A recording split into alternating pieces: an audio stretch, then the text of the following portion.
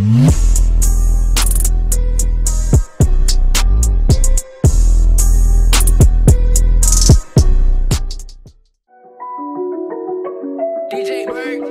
Accent made this.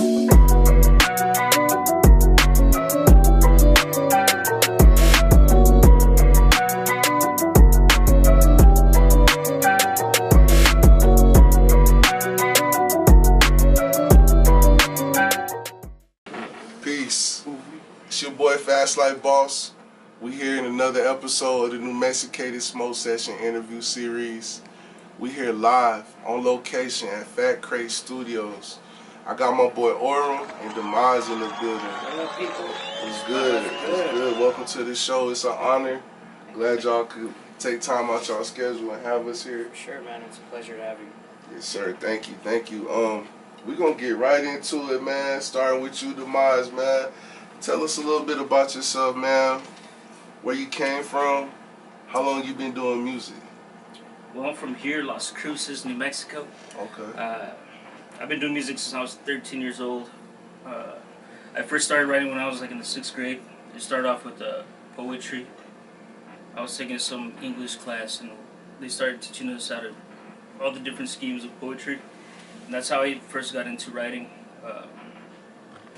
After that I started turning them into songs pretty much. And that's how I got into music.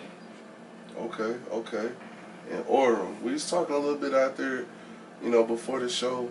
Do you rap, spitter? Many moons ago, man. Like, it's not something that I'm currently invested in. My device? And yeah, right. In my younger years, I enjoyed battle rapping and that kind of stuff, freestyling.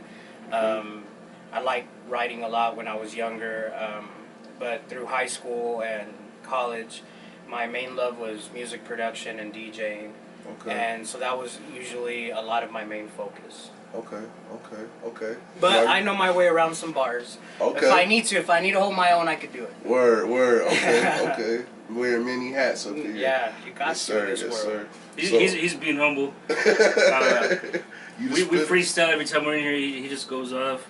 So he's got bars. All right. Well, we're gonna have to get you in the freestyle. Yeah, we might. Got something special planned for y'all later. Stay tuned. Gonna get the boy Aurum in here to spit something for you niggas.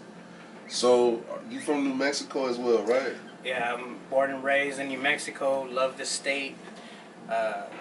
I was actually born in Demeyez. Okay. I never lived there though. I lived in Palomas, which if y'all know where Palomas is, it's a border town in Mexico. I lived there until I was about 4, Okay. and then I moved to Cruces, and so I consider myself from Cruces because I grew up here since I was, 4 years old. So born and raised, really. Okay. Demeyez, I've heard you spit in Spanish. You say you was from New Mexico. Yeah. Do you come from a Mexican background, descent? So yeah, my dad's from Juarez. Okay. And my mom's from Gomez Farias, Chihuahua. So yeah, I was the first one born in the United States. So just growing up, that's how I spoke Spanish, man. I didn't learn English till like 2nd grade. That's where I started picking it up. So yeah, Mexican to the core. So was hip hop the first music you was exposed to? I would assume not, right? Not at all. Nah. I grew up on Vicente Fernandez, Los Tigres del Norte, things like that. My dad had some CDs around though, like Dr. Dre, Snoop Dogg. He had a little bit of Tony Tone.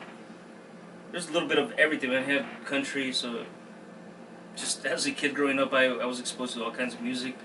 But yeah, when we would go on trips and stuff, he'd be playing like Tigres, Vicente Fernandez, Marco Antonio Solis, his favorite.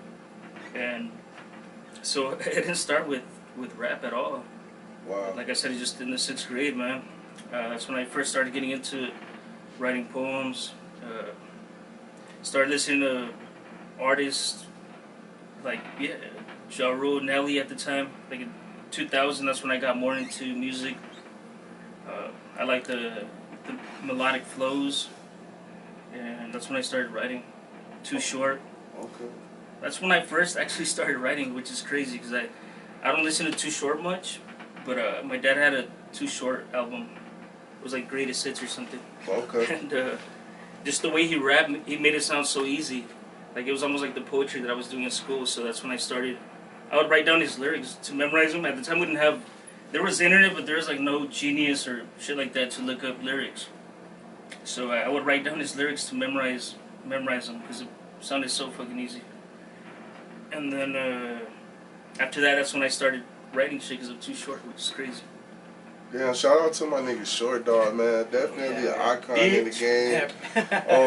His flow is very, very simple. Very simple. He get a lot of shit talk about that, you know, but I believe he's one of the pioneers of this game.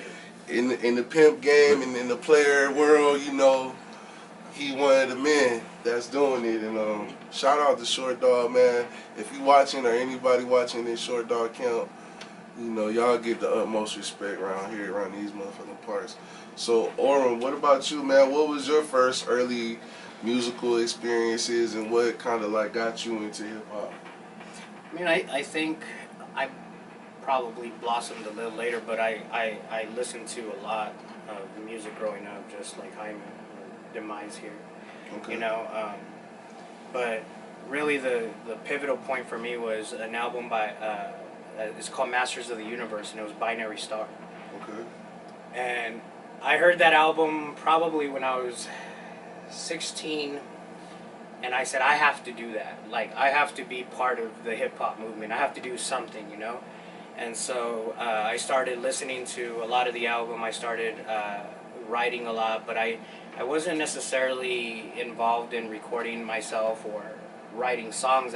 I just wanted to express myself on paper, write bars, see if I could do it. And then probably my sophomore year, junior year in high school, I got my first turntables. Okay. And a few months later, I had 2 crates. And a few months later, I had 4 crates. And then 6 crates, and then 8 crates. And before you know it, you know, back then, growing up, this was circa 98, 99 when I was DJing. I was rocking college parties in town while I was still in high school. But there was no Serato, there was no laptop. You know, you had to carry your crates. Right. And so that gave me a foundation to build on, because if you know hip-hop history, you know that the DJ is the backbone of hip-hop. It always has been, it always will be, because that's what started it all. You know, breakdancing came from the fact that DJs were looping breaks on 2 turntables, and so I wanted to get into the hip hop movement and do every element. So in high school, I was doing college parties. I was DJing and whatever. I got into a little crew that we started breakdancing at Cruces High. I started going to the rec center in Mesilla that allowed a bunch of teenagers to go into their wooden floors there and start breakdancing. So I started learning that. And then a couple years later, I started doing graffiti art because I wanted to do all 4 elements of hip hop, you know. And then eventually, once I graduated high school, I started going to the bars when I was underage, but they would let me in just to battle, you know, just to do those things. And that was, to me, that was the key point as a youngster is I've done the 4 elements. I may have not mastered them all. I haven't done necessarily made an impact in every single one of them, but I experienced all of them, and I picked the ones that I identified with most. Right, and it was music, you know, it was DJing. And so although I liked MCing, although I liked writing, I think that once I had my turntables and I started sampling, and I got Fruity Loops, I got Magix, which was an old program back in the day. I just started learning how to sample and how to loop, and then I just had great influences like Pete Rock, DJ Premier, you know, Ninth Wonder, Jay Dilla, you know, some of the greatest music producers to touch hip hop, and that gave me a newfound respect for music, and it's something that I wanted to do with my life. But you know, life is funny and it takes you in different directions, but you always find your way back. That is true. That is true. If it's in you, it's in you. You know what I'm saying? And it's in me. It ain't on me. It's in me. Right. So, with that being said, how did you guys, Demeyez and Aurum, come together? You know, how did y'all come together? We want to tell that story. So, Well, Are y'all family? Y'all related? we actually work together, Okay. and we found out we both do music, and we decided to get together one day. And ever since, we just been working on music together. We'll go to my place or his place, out of his living room, or I had this little studio room, and we'd mess around with music, man. We just felt the vibes. We always talked about opening up a spot somewhere we could get a little more creative, you know, without getting yelled at by our significant others. Right, yeah, true. Yeah. Okay. Kids in the background, all that. Yeah. Like I said, life happens, but Yeah, of course. yeah, we after a few years, because we've known each other for a very long time. We've done music together. How long is a very long time? 10 years, maybe. 10 years? 10 years, yeah. Okay. And so, you know, we said, hey, let's just find a spot, man, where we can, we'll get all our equipment together, we'll invest in some software, more hardware, and let's just invest in ourselves and our music. And to some people, it's crazy because it's like, damn, you guys are almost like 30, or you guys are over 30, and you guys are barely gonna open up a studio. And to me, it's like you don't outgrow that kind of stuff. You know, you really don't. I think that was necessary in order for me to financially be able to do something like that. I had to grow up as an adult to say, you know what, I work the 9 to 5, I grind, I take care of my kids, I take care of my family, but at the end of the day, what I really want to do with my life is music, and I want to help other people do music. So how can I make this happen, you know? And the simple answer is you got to work hard, and you got to build a team around you. And, you know, I had the right partner, and he's like, let's just do it. And so we got this spot in 2016 of September. Okay. And we really kept it under wraps for about a year, because what we did for that first year is we established contacts. That could be another client. That could be the next star. We booming right here. We at Fat Crates Studios, 717 West Oregon Avenue, Las Cruces, New Mexico. Come here. Come get your shit done. Fatcrates.com. Fatcrates.com. Smoking and smoking, smoke another black, roll another up. You know that we can really ease your mind. Every time I smoke a reefer, that didn't know how makes me fly. Yo, so we back from a motherfucking smoke break, live at Fat Crates Recording Studios, 717 West Oregon Avenue, Las Cruces, New Mexico. It's your boy, Fast Life Boss. Man, loving the studio, loving the interview. Once again, thank y'all for having us. I'm gonna scoot my motherfucking chair over a little bit, you know what I'm saying? So, now that we back from break, why don't we tell everybody what Fat Crates mean? I heard it was an acronym. I see it on your hat. So, stands for freeing artists that corporations restrict artistically through every sale. And also, First across the continents, recording artists that evolve self. And so, yeah, it has a few different meanings, but more importantly, it's about freedom, man. It's about in the early part of music, and this is circa 10 years ago, 15 years ago, when it came to trying to land contracts as a young artist or whatever, you had to go through companies. You had to be seen. And the world has changed. The internet has completely changed everything. And so what you're seeing a lot of is artists who represent themselves, who are making themselves. Like Chance the Rapper is a great example of someone who's self-promoted.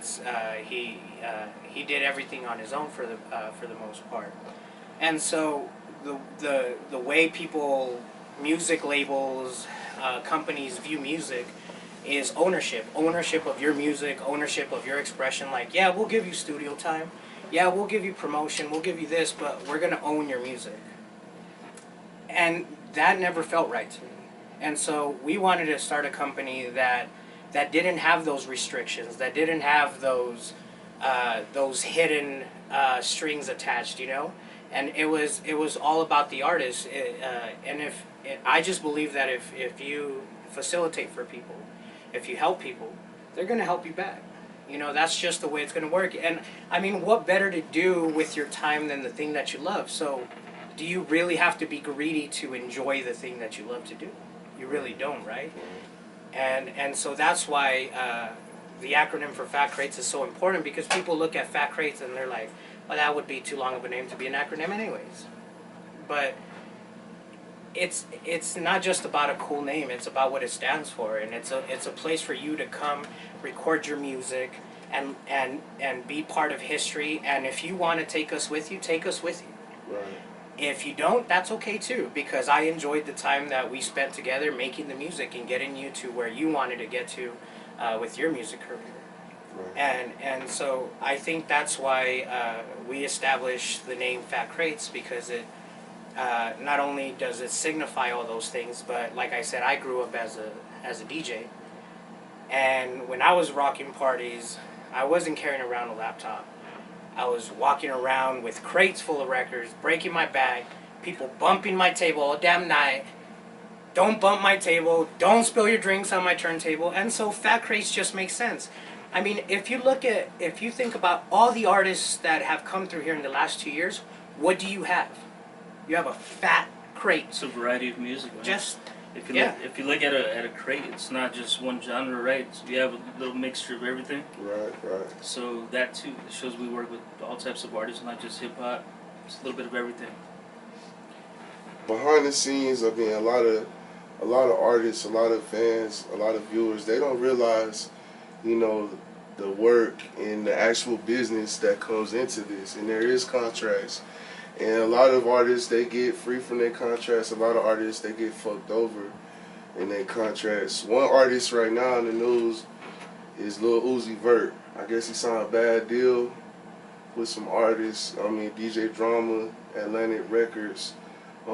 What's your advice to the up-and-coming independent artists so they don't get caught up into a deal where they have music, they have a fan base, they have a following, they have supply and demand, right. but something... Don't sign a contract. Right. Don't do none of that shit. Do you feel a contract is necessary in 2019? Not anymore, man.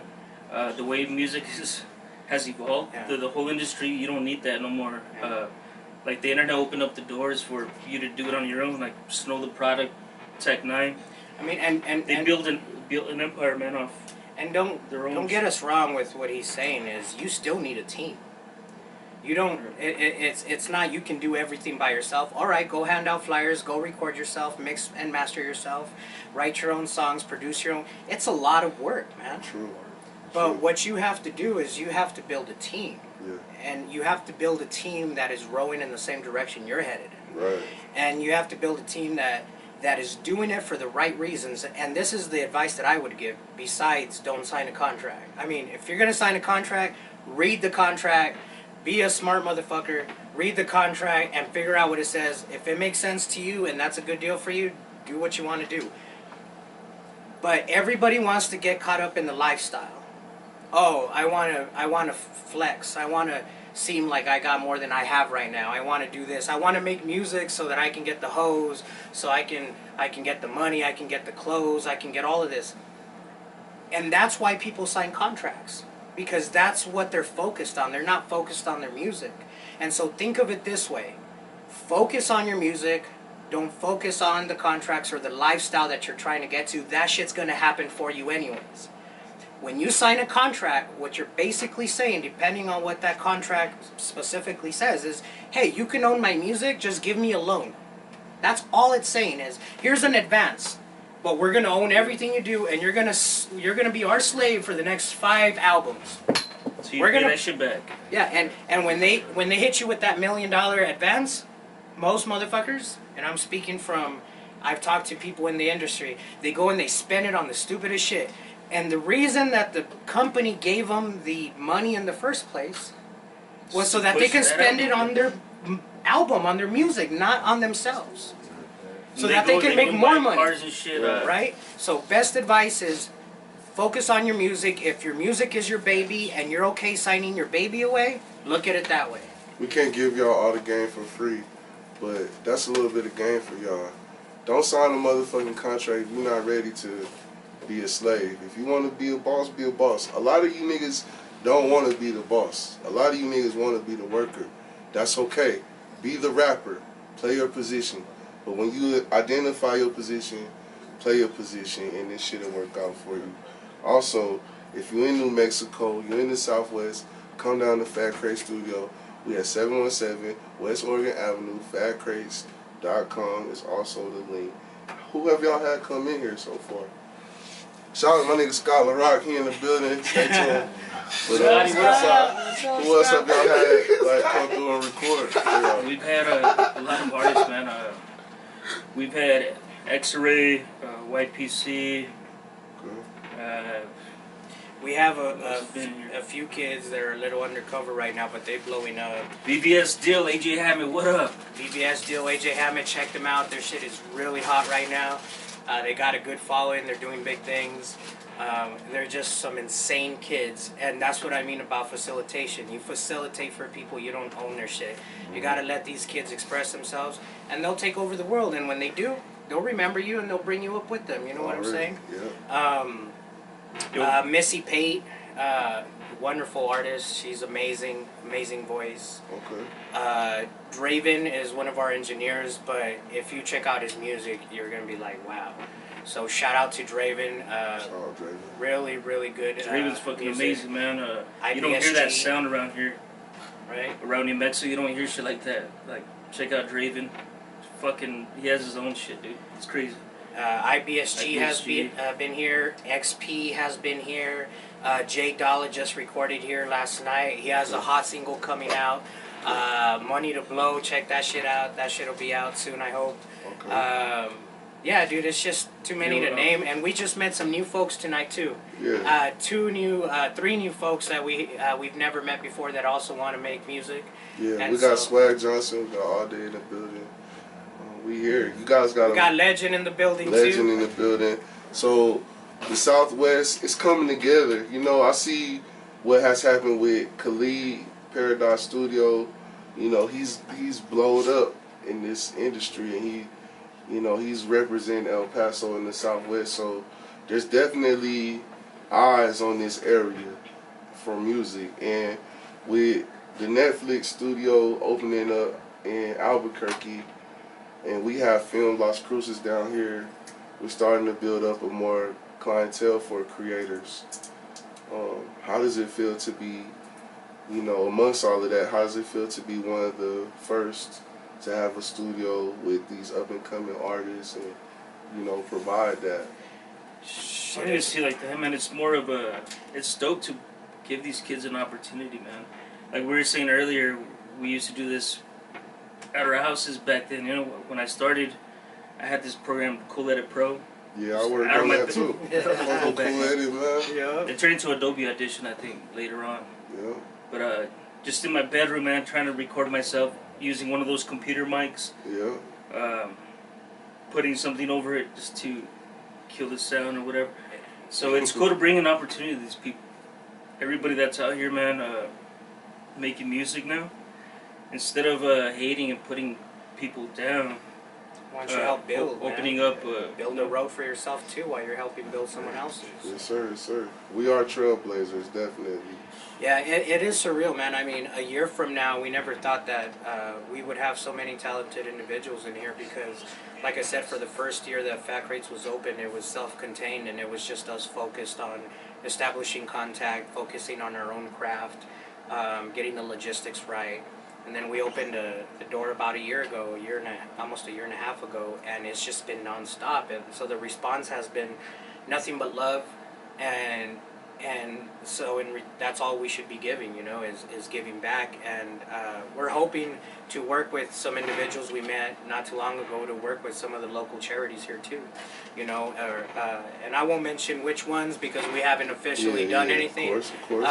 But we certainly want to give back to the community that's helping holding us up right now. Any community events or any community charities, organizations want to link up with Fat Crates, FatCrates.com, New Mexicated, hit us up too. We always do it for the kids. We was talking before we started filming, Demeyez. You a Ja Rule fan? Seen some Murder Inc. shit on your page, man. What's up with that? It's fucking crazy, man. You a Ja Rule fan? I'm a huge Ja fan. Everybody like bashes on Ja all the time. Yeah. But it's fucking bullshit. Like when you break it down, it's like fucking because this guy 50 Cent came through and he pretty much brainwashed these people. Ja was like the hottest of all time at one point, right? As Lil Wayne, Drake, everybody has their moment. But fucking came 50 Cent, and then everybody just got like brainwashed. But so here's a theory I got for you, man. 50 Cent is a cop, right? A police. He's an informant. Put it past him. He's an informant. And he was planning into the game to get rid of Supreme McGriff and the Supreme team. Right. And he was also put in the game to break up Irv Gotti, who was doing business with Jay Prince and Suge Knight. Right. So a lot of people, and I brought that up to say this, because a lot of people do clown on Ja Rule. Like, a lot of people talk shit about Suge Knight. But I'm saying all that to say this. You don't know the other side of the story. You don't know what people are building, and motherfuckers don't want to see that shit come together. You know what I'm saying? And Murder Inc. was about black business and about progress in the black community, and they was working with other black entrepreneurs, and they was infiltrated. So I don't think people really focus on the fact that the feds went in and arrested motherfuckers. And Irv Gotti's still doing things. Irv is He's still providing moves, opportunities for people. You know, he has a show on BET. Tales on BET. Shout out Irv Gotti. Dude, and not only does he do shit like that, he posts stuff like, yo, send us some tracks so we can feature them on our show if they're hot, man. You know? Like, that's dope as shit to be able to provide an average Joe the opportunity to be like, oh shit, did you see that? My beat's playing on the show. You know, and this is a man who's already established doing that for the common artists, you know, who's trying to get there. So you know, I was never a big Murder Inc. fan or a big Ja Rule fan. I focused a lot on East Coast rap or just underground. Ja Rule, East Coast rap, ain't from New York, but yeah, he is. But I focused like a lot on like old school shit. Tribe Called Quest. You know what I'm saying? Gangstar. Nas, Jay-Z, Big L. So I listened to a lot of underground hip hop or you know 90s hip hop. And he had a lot of that shit too, which is crazy. A lot of people don't know, but yeah, Cash Money Click. Yeah. That shit was popping, man. Yeah, he was with Mike Geronimo. Yeah.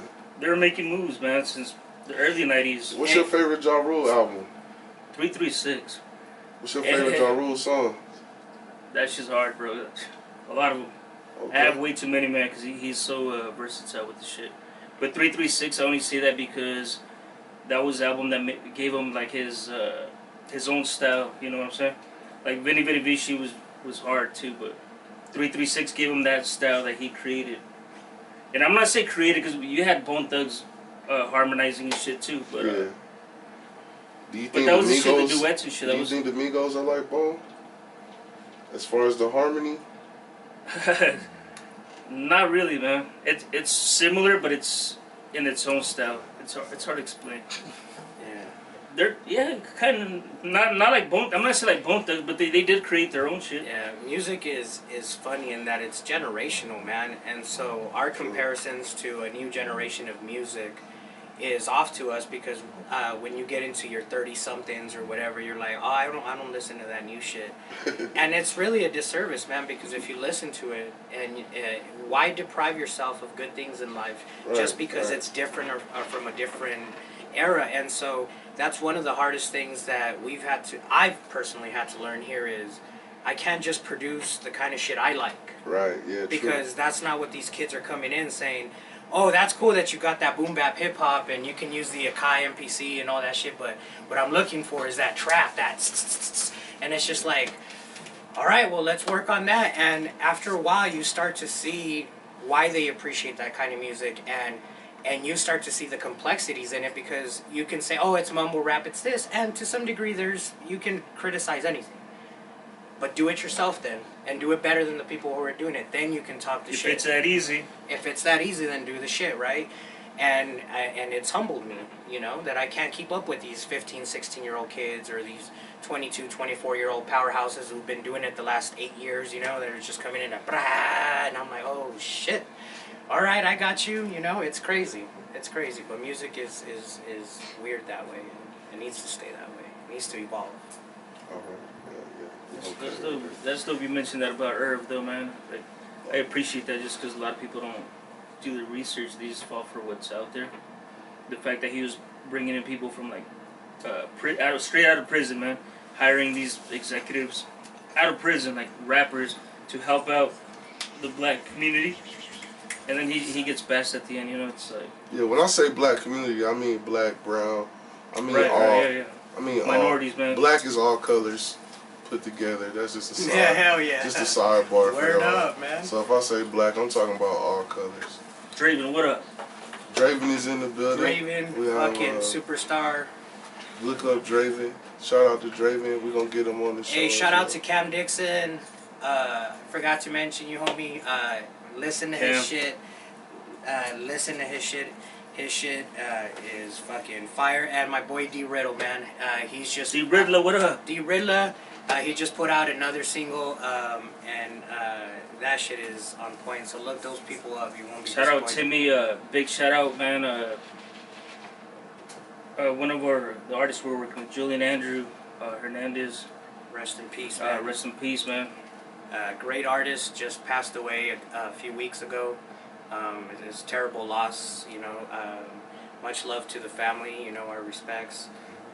He was a great person. He helped out Fat Crates a lot, and as a matter of fact, we are going to be dedicating our booth. The whole booth is going to be named after him. Okay. And so, big shout out to him. Right. I know you're listening, Doug. So always. That's what's up. Yes, sir. Yes, sir.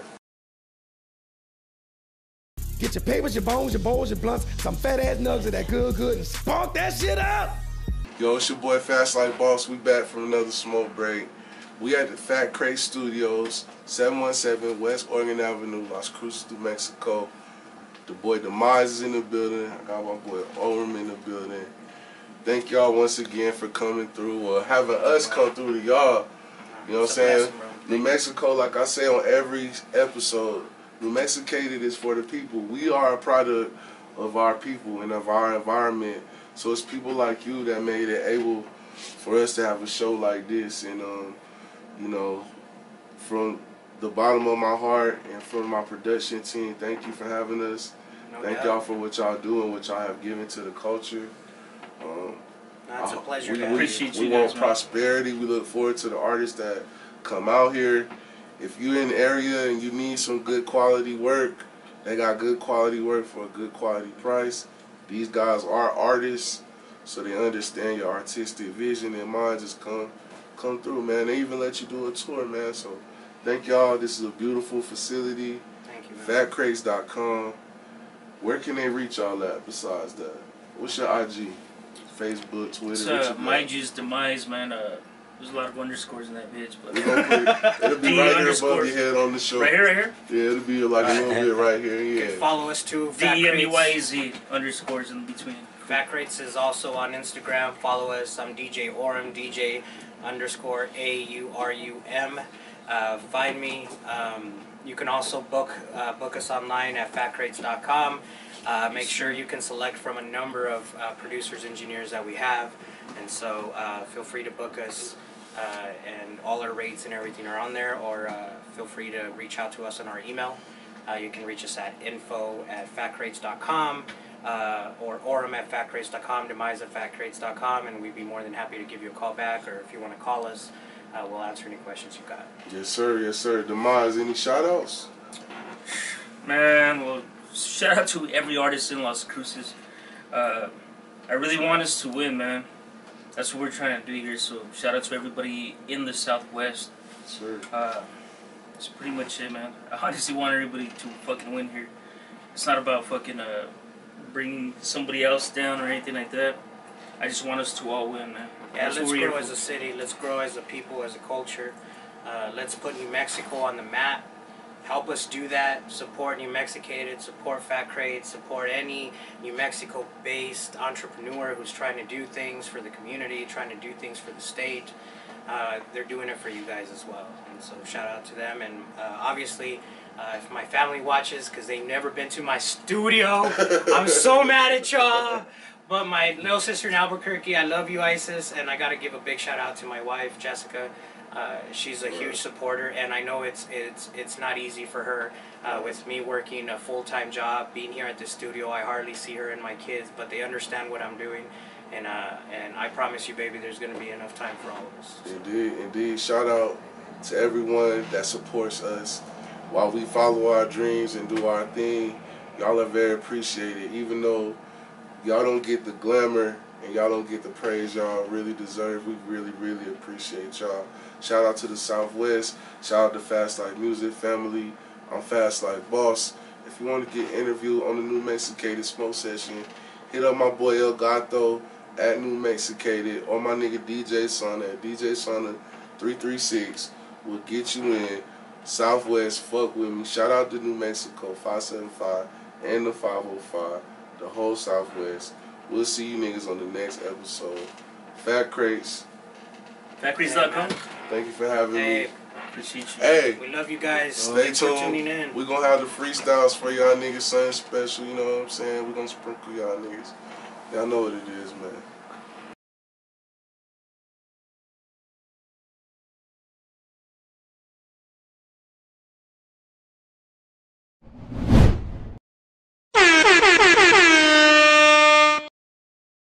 Yo, like we do all motherfucking New Mexicated shows, we got some spitters, man. We gonna bless y'all niggas. It's your boy Fast Life Boss. Got Demeyez, got DJ Aurum in the building. Fat Crates. FatCrates.com. Hey, little something for you niggas, man. Little treat for you niggas, man. You know what I'm saying?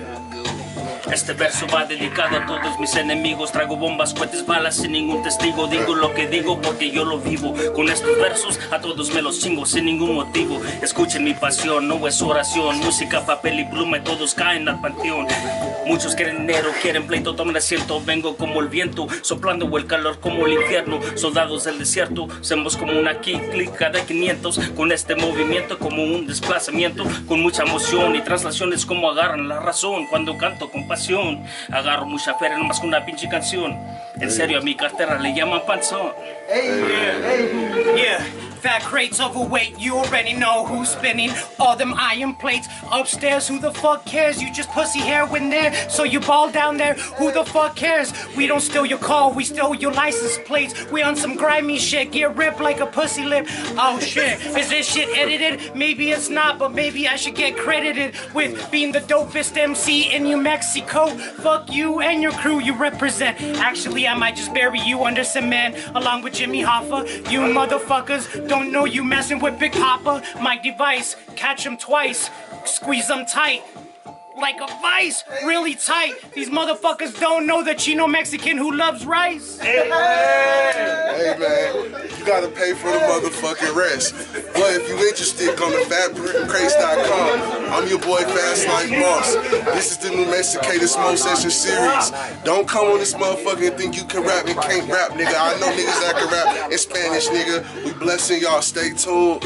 Shout out to New Mexico. Shout out to the 575, the whole Southwest. It's an honor as usual. FatCrates.com. We out.